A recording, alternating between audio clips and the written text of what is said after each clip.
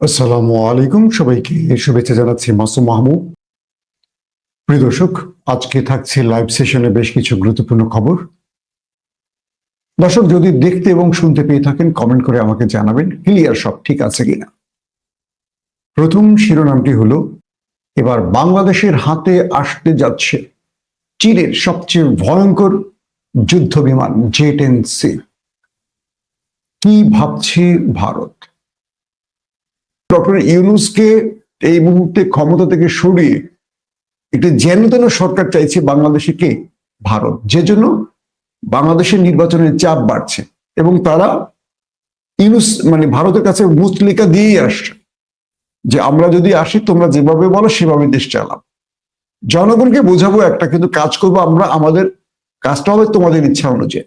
কারণ 54 বছর ধরে এই দেশে বহু সরকার এসছে, কেউ কোনো আধুনিক যুদ্ধ বিমান কেনেনি, কোনো যুদ্ধ জাহাজ কেনেনি।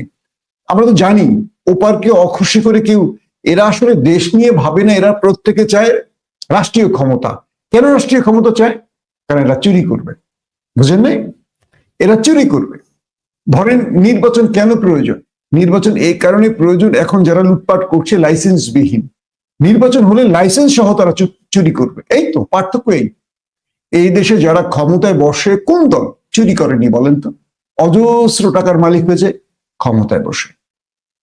2 নম্বর ব্রেকিং খবর, এবার দখলদার শক্তিকে বড় রকম ধাক্কা দিল ইয়েমেন এবং গাজার প্রতিরোধ বাহিনী।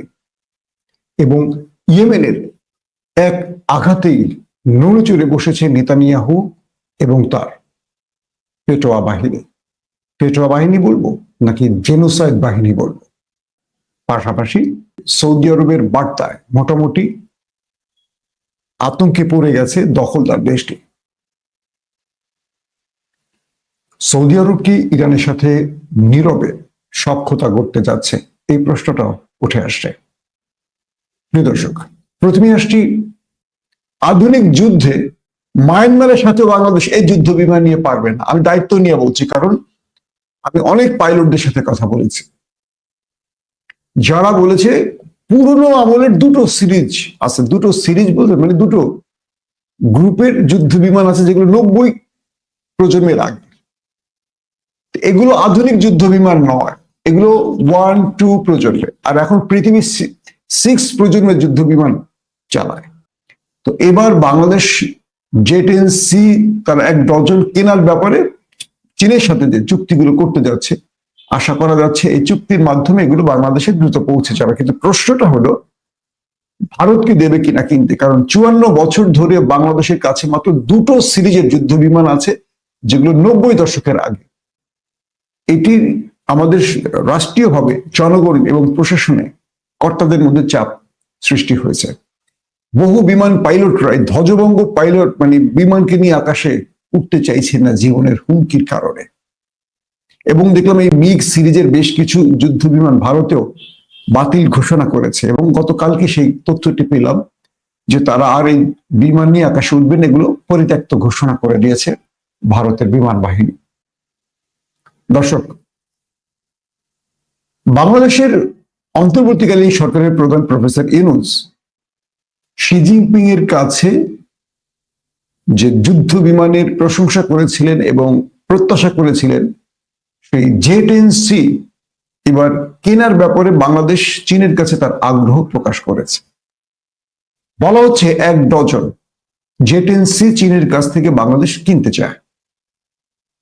এই জে-10সি কম বেশি আমার দর্শকরা জানেন, আমি অনেকবারই বলেছি, ভারত পাকিস্তান যুদ্ধে ভারতের 4.5 প্রজন্মের যুদ্ধ বিমান রাফায়েল এবং চীনের মিগ গ্রুপের যে সিরিজ যুদ্ধ বিমানগুলোকে ধ্বংস করেছে, এবং রাশিয়ান আকাশ প্রতিরক্ষা সিস্টেম AS-400 কে অ্যাটাক করে ধ্বংস করেছে, এবং তাদের যে ব্রাহ্মস মিসাইল স্টোরেজ ধ্বংস করেছে।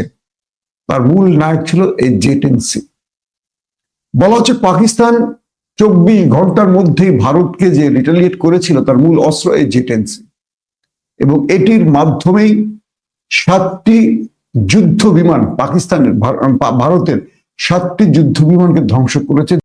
তো সেই জে-10সি ইসরায়েলের সাথে 12 দিনের যুদ্ধ শেষে ইরানও কিনেছে 40টির মতো, এবং ইরানের অধিকাংশ চালান পৌঁছে গেছে। এবার বাংলাদেশ 1 ডজন জেটেন্সি কিনতে যাচ্ছে চীনের কাছ থেকে। প্রশ্ন হলো, ইউনূস সরকার যে চুক্তিটি করবে সেই চুক্তি সমেত আমরা কি জেটেন্সি পাবো? বা এই মুহূর্তে ভারত বাংলাদেশের সাথে আবার সুসম্পর্ক গড়তে চাইছে যে কোনো ভাবে, যেহেতু পাকিস্তান ঘন ঘন আসা যাওয়া করছে বাংলাদেশের সাথে, আবার দুই দেশের সামরিক পর্যায়ে আসা যাওয়া চলছে, বৈঠক চলছে। এখন পাকিস্তানকে ঠিক পূর্বের মতো আবার আউট করে দিতে, বাংলাদেশের এই জিও পলিটিক্স থেকে বের করে দিতে ভারত আবার চেষ্টা করছে। এই জন্য ভারত এখন পাগল হয়ে গেছে বাংলাদেশে ইউনূসকে সরিয়ে একটা তাদের পুতুল সরকার বসানোর জন্য। তো এই ক্ষেত্রে ইউনূস সরকার বুঝতে পারছেন যে তিনি যদি কিছু করে যেতে পারেন হয়তো এটুকুই কাজে লাগবে। তো এই জেটিন-সি কেনার ব্যাপারে চীনকে বাংলাদেশ তাদের আগ্রহের কথা জানিয়েছে। এবার চীন তাদেরকে এটা দেবে কবে কি সেটা নিয়ে আমরা ডিটেল আলোচনা পরে কখনো আপনাদের জানাবো। কিন্তু প্রশ্ন হলো, ভারত কি আদৌ কিনতে দেবে? বা আমাদের রাজনৈতিক দলের নেতারা ইউনূসকে কিনতে দেবে? কারণ তারা তো ফিফথ কলামের লোক, ভারত যা বলবে তাই করবে। তো ভারতের ইচ্ছা অনুযায়ী তো এগুলো হবে। প্রশ্ন হলো, আমরা স্বাধীন রাষ্ট্র, এই কথাটা আমরা প্রায় বলি 71-এ স্বাধীন হয়েছে। আসলে আমরা স্বাধীন হইনি। পাকিস্তান থেকে আমরা ভারতের কোলে এসে বসেছে। আর ভারত আমাদের যে ন্যারেটিভ শিখিয়ে দেয় 71 মুক্তিযুদ্ধ, 71 মুক্তিযুদ্ধ, এটাই আমরা আওড়াই। আর সেই আওড়ানো বিষয়গুলো দেখবেন খুব চেতনাশীলরা, আমাদের অ্যাডভোকেট ফজলু পাগলাদের মতো লোকেরা এগুলো আওড়ায়। আবার দেখবেন ফজলুকে যখন বিএনপি 3 মাসের জন্য দল থেকে বহিষ্কার করেছে বা সাময়িক তার পদ স্থগিত করেছে, ভালো করে খেয়াল করবেন আওয়ামী লীগের লোকেরা তাকে নিয়ে সবচেয়ে বেশি কান্নাকাটি করছে। ফেসবুকে আমি যতগুলো আইডি তার পক্ষে লিখতে দেখেছি সব দেখবেন আওয়ামী লীগের লোক। তার মানে কি বিএনপি এখনো বুঝতে পারছে না তিনি কার পারপাস সার্ভ করছেন, কার ন্যারেটিভ প্রচার করছেন? আর তাকে 3 মাসের জন্য সাময়িক সাসপেন্ড মানে কি নভেম্বরে তিনি আবার ফিরে আসবেন রাজনীতিতে, তিনি হবেন মুক্তিযুদ্ধ বিষয়ক মন্ত্রণালয়ের মন্ত্রী, তারপর তিনি আবারও সেই ন্যারেটিভ তৈরি করবেন। তখন তো বিএনপি ক্ষমতায় থাকবে, তার বহিষ্কার আদেশ চাইলে বা তার বহিষ্কারের জন্য আন্দোলন করার কাজ হবে, পুলিশ দিয়ে পেটাবে। এখন তো ইউনূস আছে দেখে জনগণ রাস্তায় নামলে বিএনপি টেনশনে পড়ে যায়, তখন তো বিএনপি ক্ষমতায় থাকবে। এগুলো পর্দার অন্তরালের খেলা। 3 মাস তাকে একটা ম্যানেজ করা হয়েছে, তাকে একটা ম্যানেজ করে আন্ডারস্ট্যান্ডিং এর মাধ্যমে ম্যানেজ করে 3 মাস পরে নভেম্বর শেষ হয়ে যাবে, তিনি আবার শপথে আসবেন, তিনি নির্বাচন করবেন, দল থেকে বহিষ্কার হচ্ছেন না। এগুলো রাজনৈতিক খেলা। তো বিষয়টা হলো যে দেশের জনগণ দেশপ্রেমিক হয় সেই দেশের সরকার যে দেশপ্রেমিক হতে বাধ্য হয়, কথাটা মনে রাখবেন। আর যে দেশের জনগণ চোর বাটপারদের ক্ষমতায় বসাবে, হাসিনার মতো চোর বাটপার 16 বছর কি করে ক্ষমতায় ছিল? এই দেশের জনগণের কারণেই তো এখন পর্যন্ত আওয়ামী লীগের লোকেরা, আওয়ামী লীগের বুদ্ধিজীবী, সাংবাদিক, হ্যাঁ, মনসুরুল আলম পান্না, এরকম বহু লোকেরা ফেসবুকে লেখে, ব্লগ করে, ভিডিও বানায়, শেখ মুজিবের জন্য কান্নাকাটি করে, শেখ হাসিনার জন্য কান্নাকাটি করে। তারা কি দেশপ্রেমিক বা তারা কি দেশের সন্তান? প্রশ্ন করতে পারেন। দুঃখজনক হলো সত্য হলো এরা প্রত্যেকে রাজনীতি করেন পকেটের জন্য। রাজনীতির সাইনবোর্ড মানে হলো আপনি বিনা ইনকামে, বিনা ইনভেস্টে ইনকাম করবেন, চাকরি করেন। রাজনীতিবিদদের কোনো চাকরি নাই, তারা রাজনীতি করেন মানে অজস্র টাকার মালিক হয়ে যান। জিজ্ঞাসা করেন রাজনীতিবিদদের যে ভাই আপনি তো রাজনীতি করেন, এত টাকার মালিক হন কিভাবে? বাংলাদেশে শুধু ইসলামী রাজনৈতিক দল আছে যারা দল করেন পকেটের টাকা খরচ করে, আর বাকি যে দলগুলো আছে তারা রাজনীতি করেন নিজের পকেটে টাকা আনার জন্য। তো আমরা জনগণ যদি দেশপ্রেমিক না হই, আমাদের নেতারা দেশপ্রেমিক হবে কি করে? আমরাই তো চোর বাটপারদের ক্ষমতায় বসাই। সো দোষটা আমাদের। তো মাইল স্টাইলের মতো এরকম ঘটনা আরো ঘটবে, ভারত ঢুকে পড়বে। ভারত এসে আমাদের মতো, আমাদের ছোট দেশ, কোনো অস্ত্র নাই, সেনাবাহিনী দুর্বল, আধুনিক কিচ্ছু নাই, তারা যখন ইচ্ছা করবে আমাদের দেশের পুরোটা দখল করবে, অর্ধেক দখল করবে। আর রাজনীতিবিদরা তারা শুধু ক্ষমতার চেয়ারে বসে থাকবে, কারণ পরিবার এবং তার দলবল নিয়ে লুট করবে। 54 বছর ধরে আমরা কোনো দেশপ্রেমিক জিয়াউর রহমান এবং খালেদা জিয়া ছাড়া কোনো দেশপ্রেমিক শাসক পাইনি। অতএব আমাদের ভাগ্য কোথায় নিয়ে যাচ্ছে আমরা জানি না। তবে জেট-এন-সির যে কথাটি বললাম, যদি ইউনূস সরকার কিনতে পারে এটি আমাদের জন্য একটা বৃহৎ অ্যাচিভমেন্ট হবে। কিন্তু ভারত তাকে এত সহজে কিনতে দেবে? বা ভারতের অনুষঙ্গ বা ভারতের প্রেসক্রিপশন নিয়ে যেসব দালালরা এদেশে রাজনীতি করে তারা কি এই সুযোগটি দেবে ইউনূস সরকারকে? আপনারাই কমেন্ট করে জানাবেন। স্পষ্ট করে বার্তা দিয়েছেন, গাজাতে যা হচ্ছে এটি মানবাধিকার লঙ্ঘন, এটি গণহত্যা। জাতিসংঘের মতো একটি শক্তিশালী সংস্থা থাকতেও কি করে একটি দখলদার বাহিনী একটি নিরীহ জাতির উপর গণহত্যা চালাচ্ছে? এটি মানবাধিকার লঙ্ঘন, এটি গণহত্যা। সৌদি আরব আন্তর্জাতিক সংস্থাগুলো, আন্তর্জাতিক মোড়ল রাষ্ট্রগুলোর কাছে আবেদন জানিয়েছে যে কোনোভাবে 1967 সীমানা নির্ধারণ করে টু স্টেট ভিত্তিতে গাজা এবং ইসরায়েলের যুদ্ধবিরতি এবং এ অঞ্চলে শান্তি আনা হোক। যদি এই কাজটি দখলদাররা না করে আগামীতে ওয়াইসিকে নিয়ে সৌদি আরব বড় কোনো সিদ্ধান্ত নিতে পারে। পাশাপাশি ইউরোপ, আমেরিকা সহ যে দেশগুলো এখন পর্যন্ত দখলদারদের পাশে দাঁড়িয়ে আছে তাদেরকে সতর্ক করেছে সৌদি আরব। পাশাপাশি ইউরোপের যে দেশগুলো গাজার পক্ষে দাঁড়িয়েছে কিংবা এই ন্যাক্কারজনক কর্মকাণ্ডের সমালোচনা করেছে ইসরায়েলের বিরুদ্ধে গিয়ে, অথবা ফিলিস্তিনের পক্ষ সমর্থন করেছে, তাদের ধন্যবাদ জানিয়েছে সৌদি আরব। যখন সৌদি আরব এই শক্ত কথা বলছে তখন কিছুটা বিচলিত ইসরায়েল। তার কারণ সৌদি আরব এইরকম শক্ত কথা সাম্প্রতিক সময় খুব একটা বলেনি। এবার সৌদি আরব বুঝতে পেরেছে যে ফিলিস্তিনের পর তাদের ভূখণ্ডের দিকে নজর হলো নেতানিয়াহুর। তারা গ্রেটার ইসরায়েল তৈরির যে মিশনে নেমেছে সেটি আরব রাষ্ট্রের ভূখণ্ডে বা আরব রাষ্ট্রের যে স্বাধীন সার্বভৌম সেখানে টান পড়তে পারে। প্রশ্ন হলো, এই আলোচনা, এই বক্তব্যবাজি এখানেই শেষ নাকি কোনো বড় সিদ্ধান্ত নেবে শেষ পর্যন্ত? গাজার প্রতিরোধ বাহিনী আজ ব্যাপক ধোলাই চালিয়েছে দখলদার বাহিনীর উপর। বলা হয়েছে এই সময় একটি স্থানে 5 জন এবং অপর স্থানে আরো বেশ কজন দখলদার সেনাকে ওপারে পাঠানো হয়েছে। দখলদারদের গণমাধ্যম নিজেরাই স্বীকার করেছে 6 জন তাদের সেনা নিহত হয়েছে। বলা হচ্ছে দখলদার বাহিনীর যে ইউনিটগুলো এই মুহূর্তে গাজায় অভিযান চালাচ্ছে তাদের বেশ কয়েকটি ইউনিটের উপর গাজার প্রতিরোধ বাহিনীগুলো সম্মিলিত অ্যাটাক করেছে। এবং বলা হয়েছে যে শুধু একটি স্থানে না, তারা যেসব অঞ্চলে অ্যাটাক করছে, নিরীহ মানুষকে হত্যা করছে, সেই সব জায়গায় বাধার দেয়াল তৈরি করেছে প্রতিরোধ বাহিনী। প্রতিরোধ বলতে আপনারা শুধু আল কাসামকে না, এখানে কয়েকটা ব্রিগেড সম্মিলিত এই অ্যাটাক গুলো করছে। এবং আরো কয়েকটি জায়গাতে তাদের সেনাবাহিনীর বহর, ট্যাঙ্ক এবং ট্রুপ ক্যারিয়ারকে টার্গেট করে অ্যাটাক করা হয়েছে। হামাসের বিবৃতি অনুযায়ী তারা যে ভিডিও রিলিজ করেছে সেখানে দেখা গেছে যে এক্সক্লুসিভ অ্যাটাকে তারা দখলদারদের কিভাবে ওপারে পাঠিয়েছে। যখন গাজার মধ্যে এরকম কঠোর প্রতিরোধ গড়ে তুলছে মুক্তিকামীরা, তখন আমরা দেখতে পাচ্ছি, যদি হিসেবে বলি, প্রায় 65,000-এর মতো নিরীহ প্যালেস্টাইনিকে হত্যা করেছে দখলদার বাহিনী, 1.5 লাখের মতো আহতের সংখ্যা। কিন্তু সবচেয়ে আশ্চর্যজনক, এই গণতান্ত্রিক সভ্য পৃথিবীতে 350-এর উপর কেবল না খেয়ে মারা গেছে, ক্ষুধায় মারা গেছে।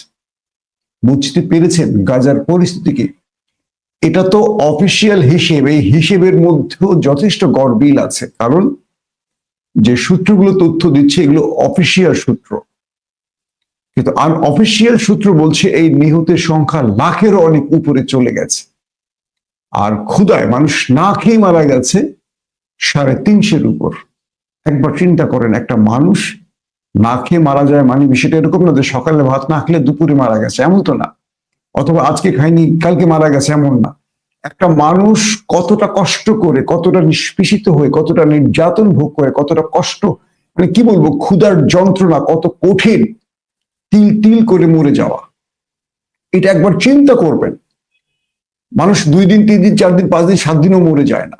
তার মানে একটা মানুষের খাদ্য তার কাছে পৌঁছচ্ছে না বা তাদেরকে খাদ্য গ্রহণ করতে দেয়া হচ্ছে না। বহু ভিডিও দেখেছি, ছোট ছোট বাচ্চারা খাদ্যের মানে যে ত্রাণ আসছে সেখান থেকে ছোট ছোট পুটলি টাইপের অর্থাৎ খাদ্যের ছোট ছোট প্যাকেট নিয়ে ফিরছে, তাদেরকে টার্গেট করে গুলি করে মেরে ফেলছে, তাদের গুলি করে পঙ্গু করে দিচ্ছে, পায়ে গুলি করছে, ছেলেটা খাদ্যের পুটলি নিয়ে সেখানে বসে কাঁদছে। এই দৃশ্যগুলো যদি কল্পনা করা যায়, মানে যা দেখেছি আমরা এত সোশ্যাল মিডিয়ায় দেখাতে পারছি না, কি ভয়ঙ্কর দৃশ্য এটা, আসলে মানে কোনোভাবেই কল্পনা করা যায় না। পুরো পৃথিবী নীরব, কূটনৈতিক চেষ্টা তদবির চলছে, কিন্তু ইসরায়েলকে থামাবার মতো কারো শক্তি নেই। কিং ফয়সাল যদি বেঁচে থাকতেন হয়তোবা আমরা কোন একটা কিছু দেখতে পেতাম, কিন্তু এই আরবরা তো ওই যে ভণ্ড নবী মুসাইলামা কাজ্জাবির বংশধর, এই আরব শাসকরা, এই আরবরা ব্রিটিশদের পা চেটে এখানে বসেছিল। যারা ওসমানী সালতানাত ধ্বংস করেছিল নিজেরা, জানেন তো হিস্ট্রি আপনারা। আরবরা যখন মানে ব্রিটিশদের সাথে ওসমানীদের বিরুদ্ধে বিদ্রোহ করে, তখন ব্রিটিশরা তাদের লোভ দেখিয়েছিল শরীফ হোসেনকে, মনে আছে তো, আমি আমার লাইভে বলেছিলাম। পরবর্তী আরবরা একটি আরব রাষ্ট্র না বানিয়ে, আরবরা যাতে সম্মিলিত শক্তি হতে না পারে, তাদেরকে ক্ষুদ্র ক্ষুদ্র রাষ্ট্রে ভাগ করেছে। সৌদি আরব, কুয়েত, কাতার, বাহরাইন, আরব আমিরাতের অনেকগুলো রাষ্ট্রে ভাগ করেছে, অথচ এই সমস্ত রাষ্ট্রগুলো ছিল ওসমানী সালতানাতের অংশ। আজকে সেই লুভি আরবরা তাদের প্রতিবেশী ভাই, তাদের আরব ভাই আরবি কথা বলে, একই সংস্কৃতি, সব এক, ফিলিস্তিনের নির্মম মৃত্যু দেখছে। আর তারা উন্নত মানের অস্ত্র কিনে ঘরে রেখে দিয়েছে, কিচ্ছু করতে পারে না। সৌদি আরবের কাছে অনেক অস্ত্র আছে, এগুলো কিং মোহাম্মদ বিন সালমানের পেছন দিয়ে ঢুকিয়ে জায়গা মতো ব্লাস্ট করতে হবে, এরা রেখে দিয়েছে। এদেরকে কালকে যদি ইরান অ্যাটাক করে, এর বাপ মা বলে উঠে পড়ে পালাবে এই আরবরা, কারণ প্রচুর পেট্রোডলার এদেরকে মূর্তি বানিয়ে রেখেছে। এরা আসলে কার্যকর কোনো ভূমিকা রাখতে পারে না, এরা তাকিয়ে থাকে বাবাদের দিকে, আমেরিকা বা পশ্চিমা বাবাদের দিকে। দর্শক, ইয়েমেন, তারা একের পর এক চমক দেখাচ্ছে। আজও তারা ব্যাপক অ্যাটাক করেছে। সমস্ত কাপুরুষেরা টানেলের ভেতরে তাদের সুরঙ্গে গিয়ে আশ্রয় নেয়, একটা সাইরেন বাজে, আর তখন সব এই ভিতুর বাচ্চারা, কাপুরুষরা, হিংস্র পশুরা চলে যায় গর্তে। আজও তাই করেছে, একাধিক হিট করেছে ইয়েমেন থেকে, এবং তারা জীবন বাঁচাতে টানেলে ঢুকেছে। অনেকে বলেন যে নেতানিয়াহু নাকি উপরেই ওঠেন না, ফটো সেশন করার জন্য মাঝে মাঝে ওঠেন, ম্যাক্সিমাম টাইমে তিনি মাটির নিচে অফিস করেন। কত বড় সাহসী ব্যক্তি, তার কাছে রুহানি বার্তা এসে গ্রেটার ইসরায়েলের জন্য তিনি দাবি করেছেন। দর্শক, এই ইয়েমেন থেকে এই বিপ্লবীরা সম্প্রতি একটি চমক দেখিয়েছে দখলদার দেশটিকে। চমকটি হলো ক্লাস্টার বোমা। এই ক্লাস্টার বোমা পৃথিবীর খুব অল্প কিছু দেশের কাছে আছে, আমেরিকার কাছে আছে, ইরানের কাছে আছে, রাশিয়ার কাছে আছে, চীনের কাছে, এরকম। তো এবার ইয়েমেনের প্রতিরোধ বাহিনী দখলদার দেশটির বিরুদ্ধে ক্লাস্টার বোমা অ্যাটাক চালিয়েছে। বলা হয় এটি মাটি থেকে 8,000 কিলোমিটার উপরে উঠেছে, 8,000 কিলোমিটার। তারপর এটি টার্গেটকে লক্ষ্য করে ছুটে আসে। যখন এই টার্গেটে ছুটে আসে, তখন এটার যে ওয়ারহেড, মানে একটি নির্দিষ্ট ওয়ারহেড না, বহু ওয়ারহেডে ভাগ হয়ে যায়। ধরেন 200, 300, 400, 500 কম বেশি থাকে। তো একটি ক্লাস্টার বোমা যখন 8,000 মাইল উপরে ওঠে, সেখান থেকে শত্রুর টার্গেটে আবার নিচে নেমে আসে। তখন শত্রুর টার্গেটে এসে এই ওয়ারহেড গুলো অজস্র ওয়ারহেডে ভাগ হয়, বিচ্ছিন্নভাবে বিভিন্ন জায়গায় কয়েক কিলোমিটার জুড়ে এটা ধ্বংসলীলা চালায়। তো ইয়েমেন এবার সেই ক্লাস্টার বোমা দখলদার দেশে বিস্ফোরণ ঘটিয়েছে। এটার আরেকটি সাইড এফেক্ট আছে, যখন এটি অ্যাটাক করা হয়, সবগুলো ওয়ারহেড বিস্ফোরণ হয় না, কিছু কিছু ওয়ারহেড ভূমিতে পড়ে থাকে, বিচ্ছিন্নভাবে পড়ে থাকে। ভবিষ্যতে এগুলো মাইনের মতো, মাটিতে মাইন পুঁতে রাখে না, মাইনের মতো বিস্ফোরিত হয়। অর্থাৎ যে দেশে ক্লাস্টার বোমাগুলো বিস্ফোরণ ঘটানো হয়, হিট করা হয়, সেই দেশ একটা লং টাইম প্রসেসে বিপজ্জনক আক্রমণের মুখে পড়ে। তো এবার ইয়েমেনের এই টার্গেটের পর দখলদারদের ঘুম হারাম হয়ে গেছে। তারা টেনশনে পড়ে গেছে যে এটি ইয়েমেনের হাতে আসলো কি করে। তবে দখলদারদের গণমাধ্যমগুলো বলছে যে এটি ইরান তাদেরকে দিয়েছে। কিন্তু সাম্প্রতিক সময়ে ইয়েমেন যে হাইপারসনিক ব্যবহার করছে, প্যালেস্টাইন 2 থেকে শুরু করে অনেকগুলো, এবং ইন্টারেস্টিং ব্যাপারে ক্লাস্টার বোমা যখন মেরেছে দখলদার দেশটির মধ্যে, তাদের 4 থেকে 5টি লেয়ার আকাশ প্রতিরক্ষা সিস্টেম এগুলো ইন্টারসেপ্ট করতে পারেনি। Iron drone, David slimming, third এবং আরো একাধিক যে আকাশ প্রতিরক্ষা সিস্টেম রয়েছে দখলদারদের, সেগুলো ফাঁকি দিয়ে এই ক্লাস্টার বোমা ঢুকে গেছে দখলদার দেশের ভেতরে এবং ভয়ঙ্কর বিস্ফোরণ চালিয়েছে। এরপর থেকে নেতানিয়াহুর ঘুম হারাম যে ইয়েমেনের হাতে এই ভয়ঙ্কর বোমা আসলো কি করে, কতগুলো আছে, আগামী দিনে কতগুলো মারতে পারে তারা। ইয়েমেন বলেছে যতক্ষণ আমার ফিলিস্তিনি ভাইদের উপর হামলা চলবে ততক্ষণ ইয়েমেন পাল্টা জবাব দেবে। উল্টোই দেখেন, গত এক সপ্তাহের মধ্যে ইয়েমেনের সানা সহ কয়েকটি জায়গায় দখলদাররা ব্যাপক অ্যাটাক করেছে, ব্যাপক অ্যাটাক করেছে, অনেক মানুষও মারা গেছে। তারপরও ইয়েমেন থেমে থাকছে না। আর দেখেন সৌদি আরব ওয়াইসি মিটিং করে শক্ত কথা বলে চুপচাপ বসে আছে। আর ইয়েমেন ছোট্ট একটি গোত্র, এটি রাষ্ট্রের কোনো বাহিনী না, তারা ফিলিস্তিনের জন্য জীবন বাজি রেখে লড়াই করছে। আল্লাহ হাফেজ।